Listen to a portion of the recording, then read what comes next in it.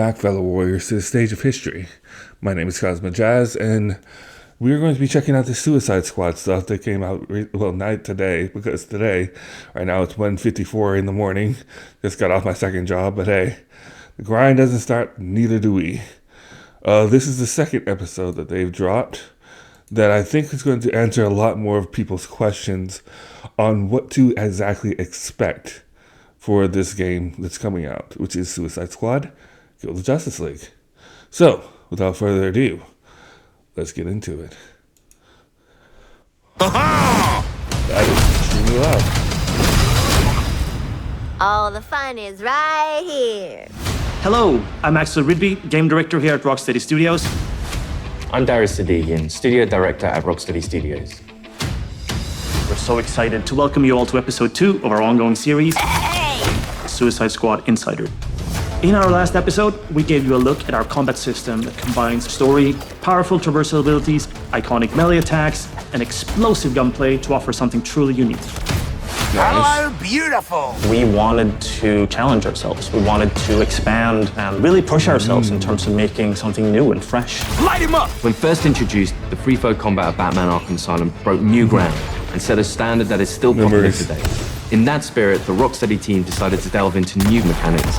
If you're playing solo, you have the power to make combat in our game unique to you while making your way through our story campaign. If you decide to play co-op with friends, you can each become an expert with your playstyle and customize builds. Which is what I'm going to be doing squad for the most like part, any other. hopefully. Each person can offer a different benefit to the play experience. We're super excited to see those sort of team play synergistic effects happen. You want a high five? Up high. In the Suicide Squad, the world, the narrative, all our features evolve through the lens of DC lore. Fans for the DC Universe are going to be really excited for this. Not only are we bringing characters back that we've used in the Arkham series, but we're introducing new ones. You can call me Colonel Rick Flag. We want players to feel like they explored the DC Universe with us, not just through the story, but also through the mechanics. No lasso? You gotta be kidding me. In this episode, we'll meet some of the iconic DC characters who will be helping our anti-heroes to take on their impossible mission. Awesome. Through conversations with our team, our voice cast, and our playtesters, along with extended gameplay, we'll give you a preview of some of the amazing new possibilities we're excited about with Suicide Squad: Kill the Justice League. I'm using a new mic as well, Wait. so Which hopefully it superheroes sounds did good. you say you were again? This is Suicide Squad Insider, Episode 2.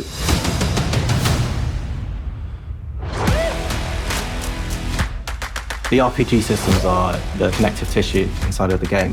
Things like weapon customization, talent customization, things that really let players get into how they want their character to play. Now, let's begin. We built this game with near limitless strategic and personal options. Players Ooh, I like that. craft their own character within a character. Everyone can pick not only their favorite, but really make a character that's their own. There's really high skill ceiling mechanics in this game where as you learn to traverse, as you learn to combine your character's abilities more and more, you become better, your character becomes stronger, and in the story of the game, you're taking on stronger and stronger threats. We have this perspective of always tying back to the narrative and always giving context around the mechanics. With the DC world out there, it just gave us unlimited potential. With the Arkham games, you could modify some elements of Batman himself. We knew early on, going with an action shooter was an opportunity to go down a new path and try out new mechanics with a new type of game. Someone's been busy. How'd you have time to make all this? In our last episode, we showed the Suicide Squad recruiting the Penguin for Argus. I want to see how in Waller. depth they go with We bag Penguin. the builds. He goes and back to stuff. the Hall of Justice to start helping the squad out. I'm taking authority. Since we last showed you the Justice League's HQ, it's had a makeover from Amanda Waller and her team, and it's now the forward operating base for Argus's fight against Brainiac. So when considering gameplay, we knew we needed an arms dealer. You need a good gun runner. For us, it's been great to bring Penguin back from the Arkham days. We love working with this character. What he gives you is lots of options for upgrading individual weapons, crafting, I'm liking It there's feels really like you're actually interacting actual with changes Penguin in the design. crafting these items. And that's really where Probably say Penguin as a like character that's comes to life in the impressive. game. Well, You get to after you build played them up, Avengers creating for so some long, really unique combinations. it's the little and you can things. play the game in a way that's unique to you. We have weapons based on different manufacturers. Star Labs, we have Amertech, we have LexCorp, we have DCPD, and they all come with different flavors.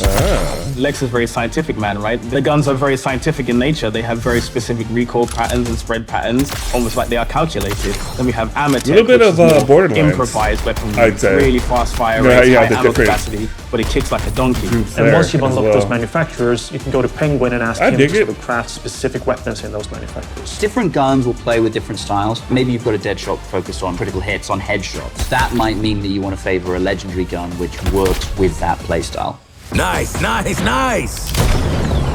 Penguin is only one member of what we call the support squad. I like Toot the toot, scumbags. They're I various like the idea so far. supervillains I need to see that them the squad implemented have a little bit, begged, but- stolen, or borrowed from. I like what I'm hearing so far. For players who just want to play through the story, they'll get the full arsenal to be able to take on the Justice League. But for players who really want to sort of maximize their characters, the support squad missions unlock really cool features. Our designers have put a lot of effort into making sure that when you play the game, you can have a very different experience from someone else. That's kind of Let's cool. meet the rest of the support squad.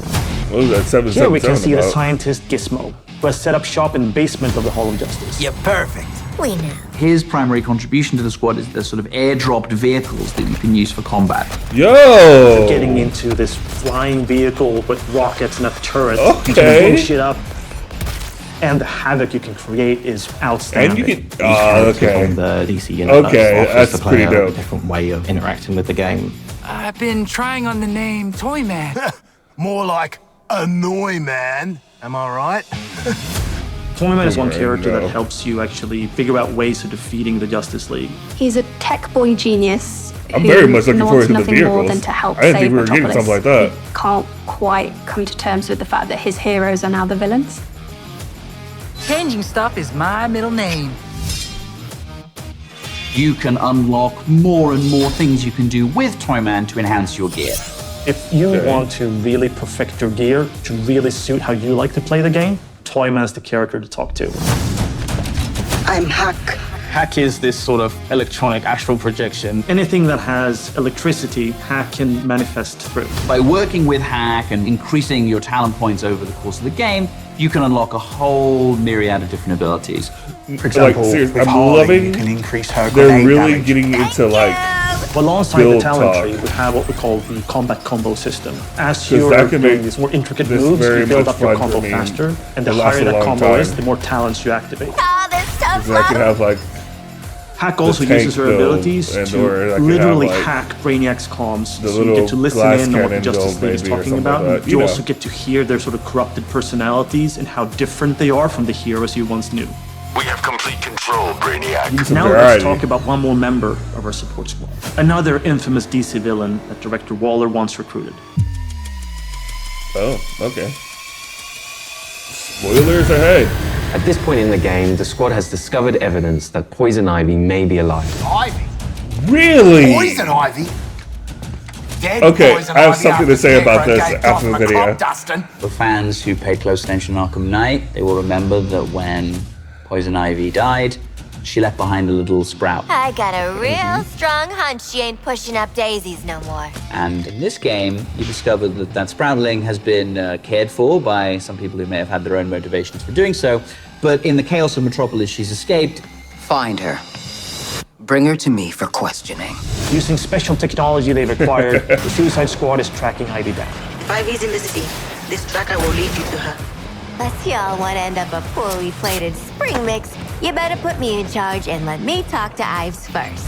So in playing solo, players can switch between any of the characters. You'll get to experience Oh. all the different play I styles. was curious about this. Across all of the different missions. Like, how does that work? Are you just stuck with your character, or? Okay, switch on the fly. Nice. So here she is. Thought she'd be taller. Are you serious right now? Poison Ivy is a redhead. This is a plant. You might be the dumbest.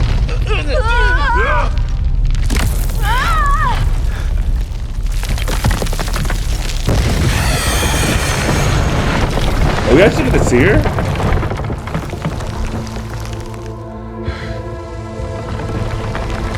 Oh snap.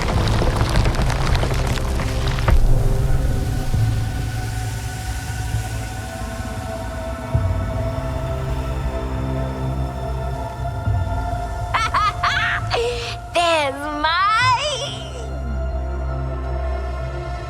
Excuse me? You were a child. She You is were a not child. made of meat. Is this what you call a vegetarian option? I don't know you, but my pheromones remember you. Strange emotions. Tell me about it. Wasn't expecting you to come in fun size. You really don't know me? Harley and Ivy forever? In 10-story burning letters? Nope. Well, that's sad. Jeez. LexCorp really did a number on you, huh, Red? He dressed you up in that outfit, too? No. I took it. When I broke out. He shut me in a room in his tower. If I worked on the things he wanted, I got a This is whole a little hour jarring, of sunlight every but- day. What did he want? I'm rocking with Weapons, making them more effective against the alien invaders. You know, they're very susceptible to plant toxins. And I know all about plant toxins. We know. That's why they call you Poison Ivy. It's just Ivy, weirdo. Where's Lex now? I don't know. Something spooked him, I guess. He got in his big robot suit and stomped off. Ooh, I know that Send your look. arm. Who you murdering? The corrupted things that are coming. All of them. They're poisoning the earth with their gross bodies. So I lured them here.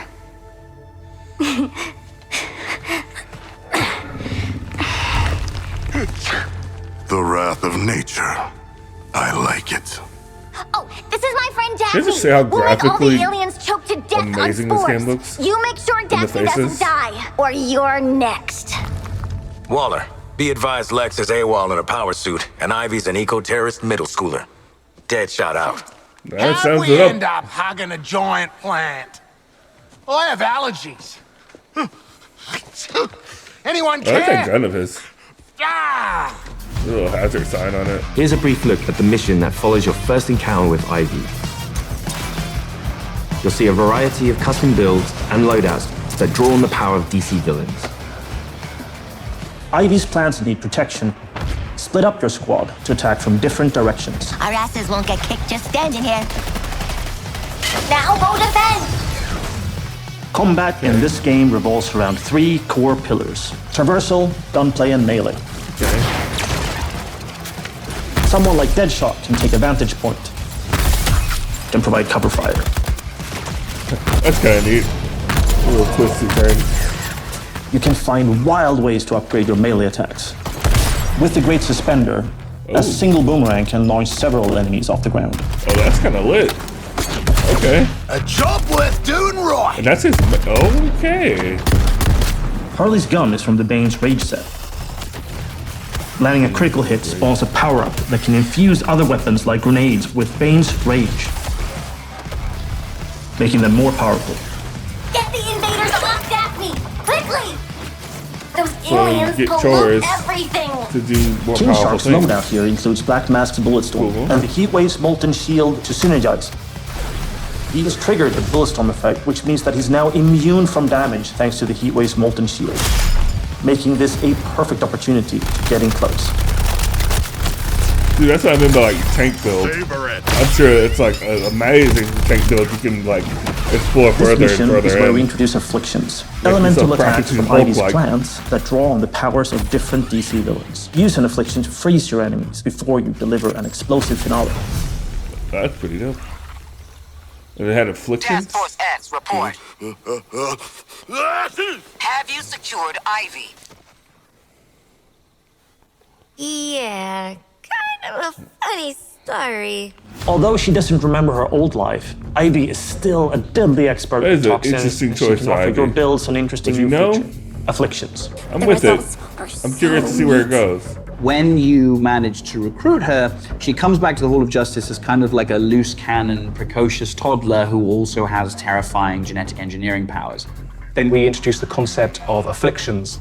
Players can apply these afflictions to their melee weapons, their grenades, so they can mix and match different things for the encounter. And each affliction ties back to a DC character. So we have 4 afflictions. Diablo Blaze sets people on fire, burns them over time. But you can't shield harvest them. We have Deep Freeze, freezes people. You can shatter them with your guns, but they are pretty resistant to melee damage. They won't drop ammo when they die. At any point, you can have up to 2 different elemental afflictions, then add in the 3 other players, so what you've got there is lots of different ways to engage with enemies. Your fight is far from over. So at Rocksteady, what we sort of pride ourselves on is investigating how players play. Do they get the language that we're trying to create? We had an amazing opportunity to get a group of proper gamers from the community involved in the development process pretty early.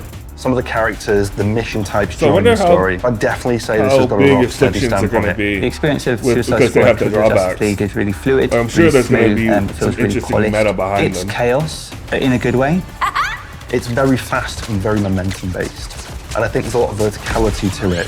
No other game that makes you feel so free and powerful. Yes! You also have this deep building of your character with a more superhero twist. For example, I kind of gravitated towards Dead Shark because I'm a big fan of shooting guns and big crit builds. You can use the juggling mechanic to get 100% crit chance, and then from there, do big damage. The knowledge that we gained, seeing players explore the mechanics, it gave us like a little taste of what it's going to be like when we got like a bigger community to share the game with. Now listen, how about a team up? When the studio made the Arkham series, we were very much focused on single character, single perspective.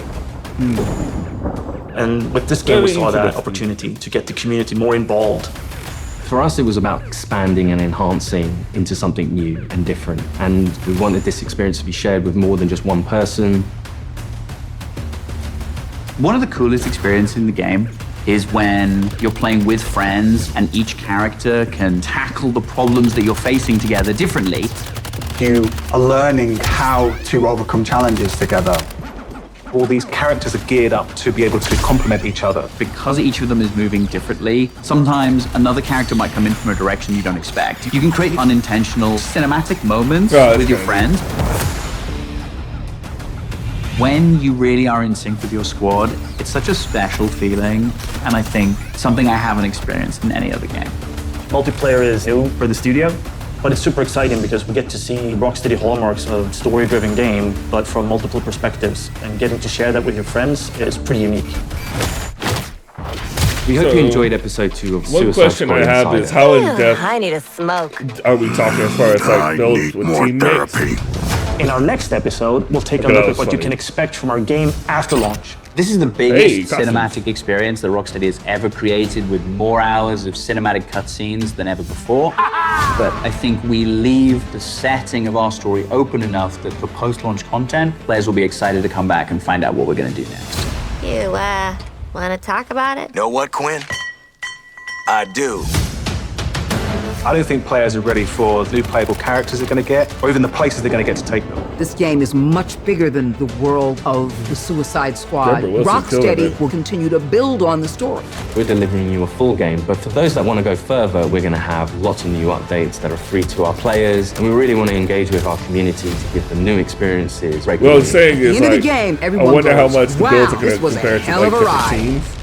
So like, Let's play again. maybe silly to say, but like, could there be a healer of the team or someone who mainly focuses on getting the ammo so that others don't have to worry about that so much and do more like DPS damage and stuff like that? You know, like supporting the team. Or is it just mostly like get the damage, get the things done, and push through as quick as you can type beat? Like I said, maybe that's not the things that they're going for, but it's the ideas that come to my head as they talk about buildings and afflictions and how the guns work and the melee works and everything. So it's going to be interesting to see how it all comes together. Oh, what I was going to say about Poison Ivy was that I have made a video called 5 DLC top 5 DLC characters for Suicide Squad: Kill the Justice League. And one of the characters in there, spoiler alert, is Poison Ivy. I'm not gonna say like who else is in there because I would rather you just see the video yourself, because I think it's a fun video to check out, which I will put down in the description box below. But to see her like this, definitely didn't see that coming. But I did say in my video that I know she was dead, but because it's comic books, which, I mean, if you've read or seen enough comic book stuff, you know that death is not permanent if the writers don't want it to be. Like, they can think of ways to bring anybody back, and people will be just fine with it, because that's the thing that has happened for years. Like, is death really a consequence kind of thing has always kind of been the question of those kind of storyline beats. But that's a whole nother story in itself. Overall, this is unlike the first episode, where I was just like, okay, this didn't really like move the needle for me in any way, shape, or form. This one definitely made me more excited for the game, especially the vehicles. I had no idea we were gonna get vehicles and stuff like that. That is a good one. So definitely looking forward to that kind of stuff.